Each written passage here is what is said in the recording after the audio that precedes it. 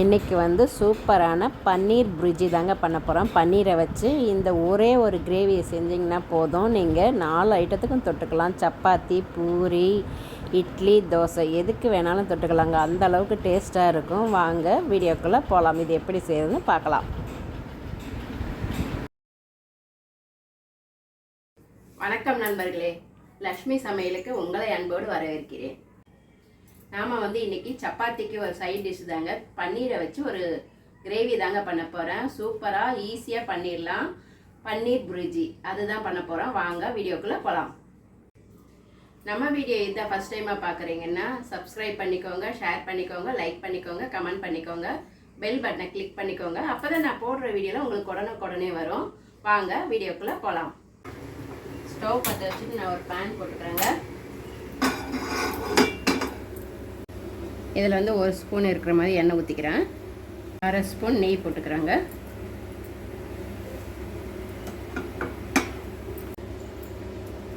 அரை ஸ்பூன் சீரகம் போட்டுக்கிறேன். சீரகம் கொஞ்சம் கலரானதும் நம்ம பொடியாக கட் பண்ணி வச்சுட்டு ஒரு 2 வெங்காயம் போட்டுக்கிறேன். இது கொஞ்சம் நல்லா வதக்கி விட்டுக்கலாங்க. வெங்காயம் கொஞ்சம் வதங்கிடுச்சுங்க. இப்போ வந்து நம்ம ஒரு பச்சை மிளகாய் கட் பண்ணி வச்சுருக்கேன், அதை போட்டுக்கிறேன். பொடியாக கட் பண்ணி வச்சுருக்கேன், அதையும் போட்டு நல்லா வதக்கிக்கலாம். மிளகாத்தூள் வந்து 1 ஸ்பூன் போட்டுக்கிறேன். மஞ்சத்தூள் கொஞ்சமாக, பஜ்ஜி மசாலா 3/4 ஸ்பூன் போட்டுக்கிறேன். தனியாத்தூள் 1 ஸ்பூன் போட்டுக்கிறேன். மசாலா ஒரு 3/4 ஸ்பூன் போட்டுக்கிறேன். கரம் மசாலா ஒரு 3/4 ஸ்பூன் போட்டுக்கிட்டேங்க. இதுக்கு தேவையான அளவு உப்பு போட்டுக்கிறேன். இதை நல்லா நம்ம கலந்து விட்டுக்கலாம்.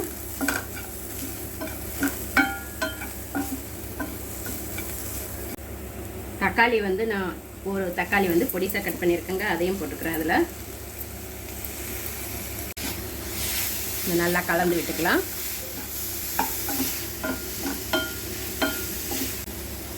இஞ்சி பூண்டு பேஸ்ட்டு 1 ஸ்பூன் போட்டுக்கிறேன். இதையும் நல்லா கலந்து விட்டுக்கலாம்.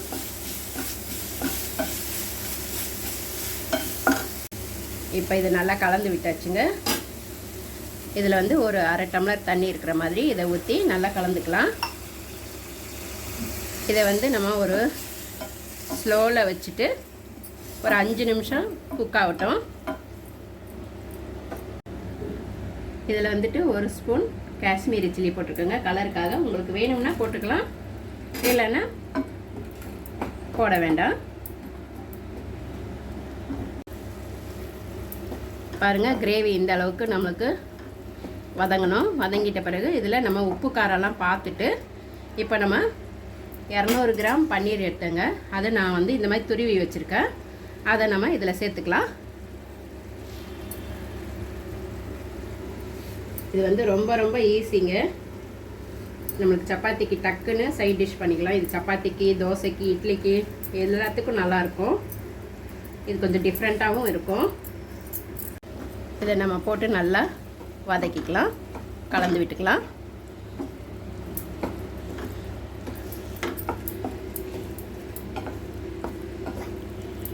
இதை நம்ம நல்லா கலந்து விட்டுட்டு இப்போ வந்து நான் கொஞ்சமாக கஸ்தூரி மேத்தி நல்லா நசுக்கி போட்டுக்கலாங்க.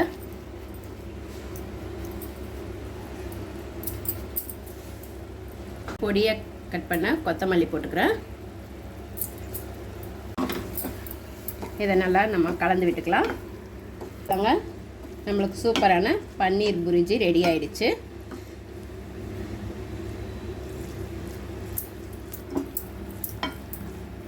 அவ்வளோதாங்க, நம்மளுக்கு ரெடி ஆயிடுச்சு. நம்ம ஸ்டவ் ஆஃப் பண்ணிக்கலாம். நம்மளுக்கு சூப்பரான பன்னீர் புர்ஜி ரெடிங்க. நம்ம வந்து இந்த மாதிரி சப்பாத்தி, தோசை, இட்லி, பூரிக்கு கூட நம்ம தொட்டுக்கலாம். டேஸ்ட் எப்படி இருக்குன்னு பார்க்கலாம் வாங்க.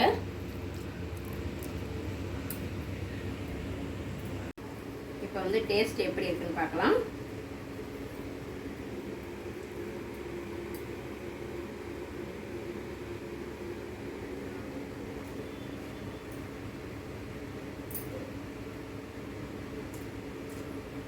ரொம்ப நல்லா இருக்குங்க. ரொம்ப ரொம்ப நல்லா இருக்குங்க, சூப்பராக இருக்குது. கண்டிப்பாக வந்து நீங்கள் ட்ரை பண்ணி பாருங்கள். இது வந்து நீங்கள் லஞ்ச் பாக்ஸ் கட்டுறதுக்கு ரொம்ப ரொம்ப ஈஸியாக இருக்கும். ஏன்னா இந்த ஒரு கிரேவி பண்ணி வச்சுக்கிட்டிங்கன்னா சப்பாத்தி, தோசை, பூரி எதுக்கு வேணாலும் பண்ணிக்கலாம். காலையில் டயத்தில் நீங்கள் ஸ்கூல் பசங்களுக்கெல்லாம் லஞ்ச் பாக்ஸ் கட்டுறது, ஆஃபீஸ் போகிறவங்களுக்கு அந்த மாதிரி பண்ணிங்கன்னா ரொம்ப ஈஸியாக பண்ணிடலாங்க. கண்டிப்பாக நீங்களும் ட்ரை பண்ணி பாருங்கள். எப்படி இருந்ததுன்னு கமெண்ட்டில் சொல்லுங்கள். அடுத்த வீடியோவில் வேறு ஒரு டிஷ்ஷோடு சந்திக்கிறேன். நன்றி, வணக்கம்.